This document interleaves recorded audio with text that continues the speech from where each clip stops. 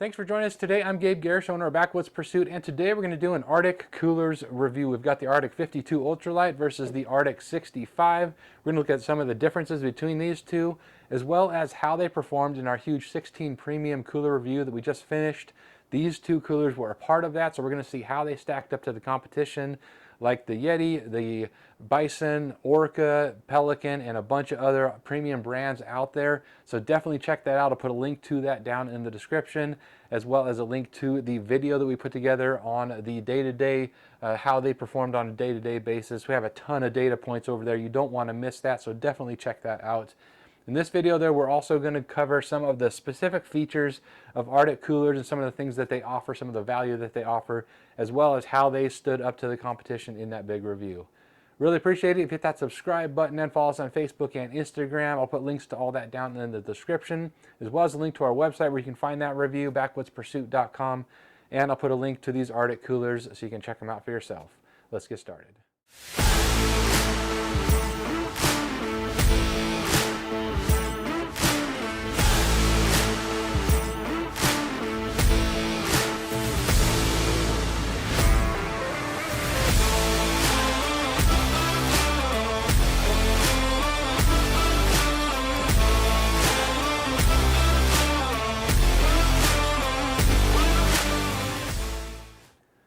All right, to get started, let's take a look at some of the specs and features of these RTIC coolers. One of the first things we wanted to do is go over their actual internal volume versus the advertised volume. We measured each of these coolers and all of them in that 16 cooler review to find their actual liquid internal volume by filling them all with water and then measuring how much water we could fit in each of these coolers. So the RTIC 52 Ultralight, that measured out to be 55.4 quarts on the internal volume, so larger than advertised. That is awesome. And the RTIC 65 here measured out to be 68.7 quarts of internal volume. So again, larger than advertised, which is fantastic.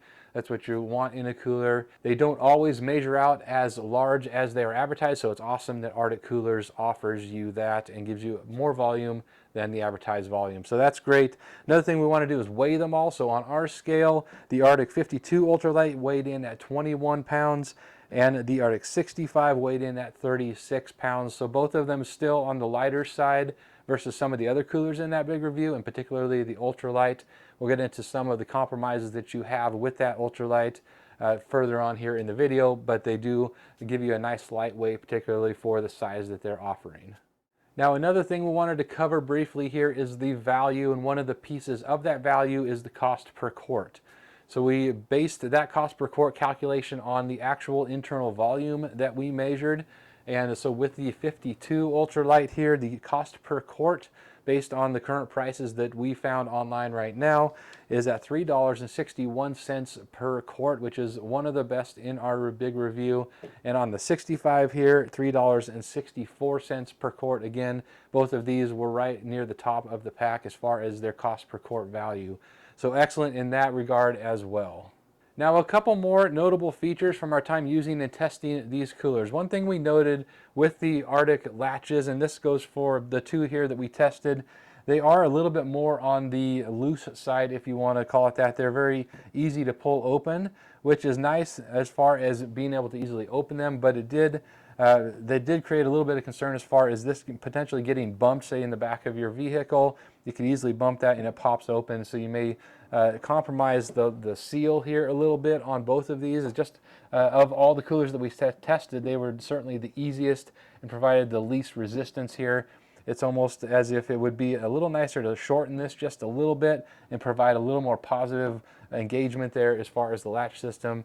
It certainly does keep a nice seal there, and they did both perform well. We'll cover that here in a little bit, but I was a little bit concerned about how easy that was to open the latch system on both of these. So just something to take note of. As far as the handles here, you have a rubberized handle and a rope handle on both of these. This one, the 65, has more of a foam to it, whereas the 52 is more rubberized, a firm rubberized there. And then they both have the under the edge here latch or handle that you can grab, and that's on both sides. They both have 2 drain plugs, which is nice. Not all the coolers we tested had 2 drain plugs on both sides, and the 52 here, both of those drain plugs are tethered, which is really nice. The 65 are not tethered. I wish they were. but they are not on the 65, whereas they are on the 52 Ultralight. Another thing here on the 65, and really both of them, they both have a fluted drain plug, so you don't have to completely remove them to drain, which is nice, but the drain plug hole is on the smaller side, so it takes a little bit longer to drain. I do wish that, again, that they were tethered, so if you did opt to completely remove the drain plug, it'd be easy to set that on a rock or whatnot and leave that out on the campsite or whatnot and have to get a replacement, but you don't have to. You can just loosen it and it will start to drain through that fluted portion there. So that is nice, and again, on both sides. Now on the 52 Ultralight here, the drain plug on this side here is a little smaller than on the other side, so it is nice to have the option there to dump the water quicker on the one side or slower here on this side, depending on what you want to do. So a couple of features that are noteworthy there on these two. Now also on the 52, this does come with a nice divider, which is also an ice pack. It's not going to do a whole lot for you, but it does give you a divider down the center of the cooler, and you can freeze that and have a little bit extra cooling ability to give you a little bit of an ice pack in there. It also comes with a basket, which is really nice. So the 52, particularly given for that price point, gives you a lot of value and a lot of features included with that. The 65 here does not come with the basket and the divider like the 52, but as we'll see, it does a little bit better in its thermal retention. Now, RTIC coolers give you a 1-year warranty. Now, compared to the rest of the coolers in that big review, that was the lowest term of the warranty, unfortunately. So that is, I think, a part of the value that you get. You don't have that longer warranty period necessarily. So there's a give and take there a bit, but you do get a 1-year warranty. Now, they are also not certified bear resistant, so if you're camping in an area where that is a requirement, these unfortunately will not meet that requirement, but you do have the ability to lock both of them. So you do have that functionality also. Durability wise, the 65 here certainly is a more durable construction. It's roto-molded and whatnot, whereas the 52 just definitely feels like it has a more a less durable shell. Obviously, it gives you that ultralight weight, which is nice for carrying, but it is not going to be as durable as the 65 just by nature. Typically, that is a give and take that you get with an ultralight versus a true roto-molded cooler here. You're not going to have quite the durability. So keep that in mind. This is great for those quicker trips. Thermal retention is not as good as the 65, again, as we'll see in a minute, but you do have that give and take between the two. Again, not Grizzly Bear certified from the Interagency Grizzly Bear Committee, so keep that in mind if you're making your selection. All right, now for the thermal retention results in that big 16 cooler review and how these stood up to the competition. To set the basis for how we did that review, we put all 16 coolers in a Kodiak canvas tent so that the heat was evenly distributed throughout that tent. And that way no one cooler got direct sunlight or more shade than the other. The top of that tent did a great job of dispersing the sunlight throughout the entire tent, making real nice even temperatures throughout that. The temperatures in the tent got up to 100 degrees on a couple of occasions, so really did a good job of testing these coolers. As far as how we filled the coolers, we took that internal volume, the internal liquid volume, and did about an 80% fill on all of the coolers in a 2-to-1 ratio of ice to water bottles. So every cooler was filled equally relative to its size, in a 2-to-1 ratio of ice to water bottles to go along with the manufacturer's recommended optimal performance for these coolers, so we could really see how they're going to perform. They all had the same exact fill ratios to make that as equal as possible, along with that the equal temperatures in the tent throughout that testing. We checked the temperatures and the internal cooler temperatures with a thermometer that was staying in the coolers throughout the entire test. We opened them 4 times a day to simulate real world use. Obviously in a camping situation, you're probably going to open the cooler a lot more than 4 times a day, but this gave us an equal testing ground, and we were able to chart all of those results throughout the entire review and find out how long each of these coolers kept the internal air temperature below 40 degrees, as well as how long they lasted before all of the ice was melted. It gave us some really interesting results, which we'll go over right now. All right, the results here. The 52 Ultralight here lasted 3¼ days, keeping that internal air temperature below 40 degrees, which is the safe storage temperature for meat. So it's really important to keep the air temperature below that 40 degree mark if you have meat in your cooler.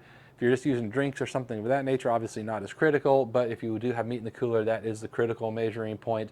So 3¼ days here, under that 40-degree mark, and 5½ days of having ice in the cooler until all that ice melted.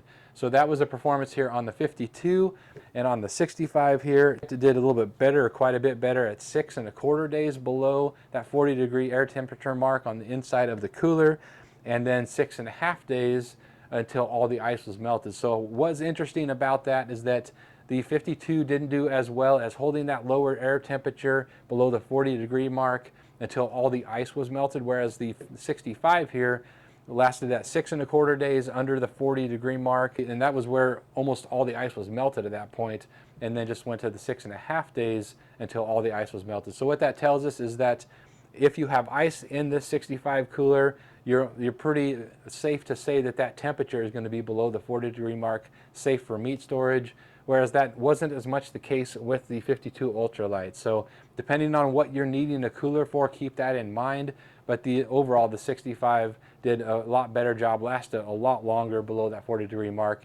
As far as where they ranked in the competition, the 52 in its size class, which was 50 to 65 quarts here, it came in overall in all 16 coolers 14th out of the 16, but what we found was the smaller coolers didn't do nearly as well as the larger coolers throughout our testing. But in its size class here, the Ultralight was 5th in its class.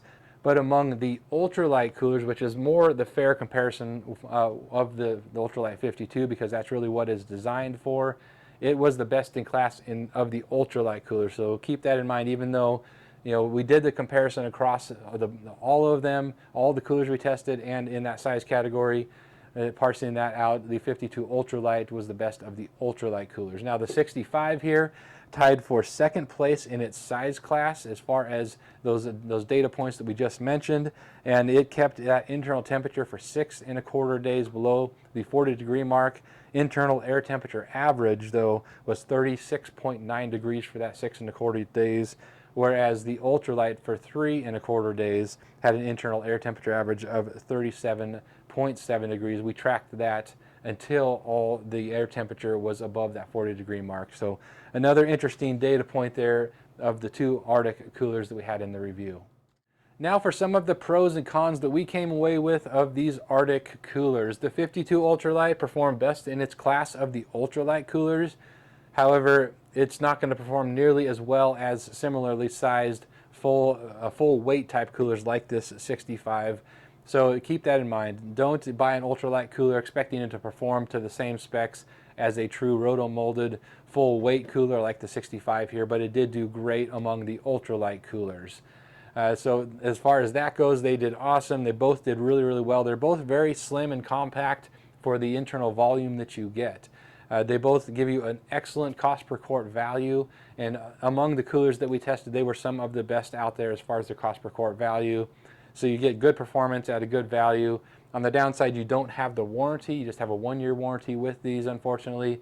Not as good as most of the others in the review, so keep that in mind. Also didn't love the latch system here. It's just a little bit too easy to open, as mentioned earlier. So to us, that was a bit of a downside, a little bit easy to pop that open unintentionally and compromise potentially the seal. If you're rattling around on a dirt road or whatnot, you could have a little bit of an issue with that. So keep that in mind. The 52 comes with that basket and that center divider that is an ice pack as well, which is awesome. And again, great value with both of these coolers for the price point that you're getting. Now we also really like that on both of these coolers you get 2 drain plugs, and really like that on the 52 they're both tethered. That is certainly not the case with all of the coolers out there. A lot just come with 1, so definitely appreciate the 2 drain plugs. So if you need to dump water very quickly, it's easy to do that. Now again, they're not certified bear resistant, so that is a downside if you are in a camping spot or going somewhere where that is required to have bear-proof containers. So keep that in mind. They are not that way, and they just have that 1-year warranty. So a bit of a compromise there on the overall value, but you do get a great value in the size to weight ratio, the cost per quart value, and their thermal retention is excellent, particularly for the cost. So those are the RTIC coolers, the 52 Ultralight and the 65. I'll put links to those down in the description for you so you can check them out for yourself. Drop any questions or comments for us. Love to help you out if we can answer any questions. and point you in the right direction here for which cooler is going to be best for your needs. Thanks for watching here today, and we will see you next time.